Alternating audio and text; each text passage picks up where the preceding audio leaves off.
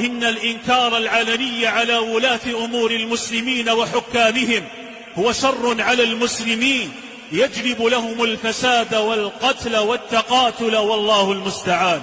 وشواهد التاريخ تدل على ذلك حتى إلى زماننا هذا. فانظروا عباد الله، حين أنكر الناس على ولاة أمورهم فيما يسمى بثورات الربيع العربي، ماذا وقع يا عباد الله؟ وليس ببعيد عنا في زماننا في بلادنا قبل 30 سنة، حين كان الناس ينكرون على ولاة الأمر وعلى الحكام في المجامع وعلى المنابر. ماذا حصل؟ حصلت الفوضى في بلادنا وسفكت الدماء يا عباد الله وروع الآمنون.